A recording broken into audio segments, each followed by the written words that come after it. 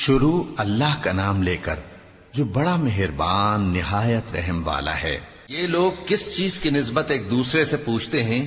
کیا اس بڑی خبر کی نسبت جس میں یہ اختلاف کر رہے ہیں؟ دیکھو یہ عنقریب جان لیں گے، پھر دیکھو یہ عنقریب جان لیں گے۔ کیا ہم نے زمین کو بچھونا نہیں بنایا اور پہاڑوں کو اس کی میخیں نہیں ٹھہرایا؟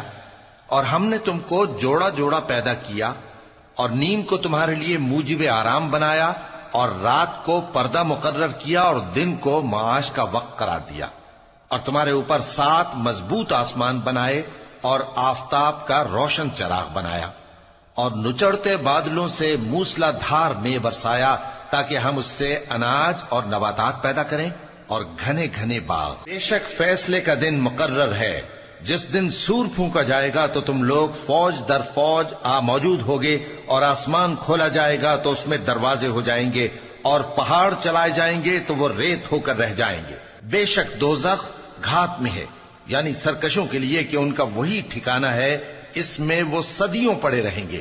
وہاں نہ ٹھنڈک کا مزہ چکھیں گے، نہ کچھ پینا نصیب ہوگا مگر کھولتا پانی اور بدبودار پیپ۔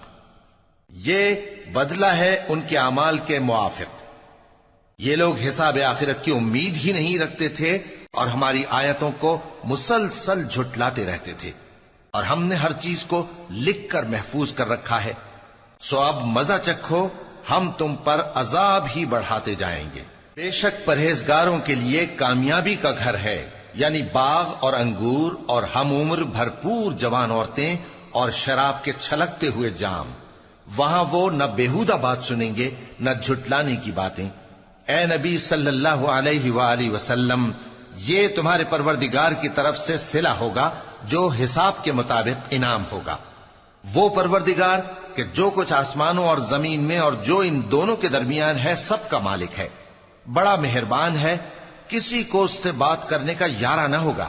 جس دن جبریل امین اور دوسرے فرشتے صف باندھ کر کھڑے ہوں گے تو کوئی بول نہ سکے گا مگر جس کو رحمان اجازت بخشے، اور وہ بات بھی درست ہی کہے۔ یہ دن برحق ہے، پس جو شخص چاہے اپنے پروردگار کے پاس ٹھکانہ بنا لے۔ ہم نے تم کو عذاب سے جو قریب آنے والا ہے آگاہ کر دیا ہے، جس دن ہر شخص ان اعمال کو جو اس نے آگے بھیجے ہوں گے دیکھ لے گا، اور کافر کہے گا کہ اے کاش میں مٹی ہوتا۔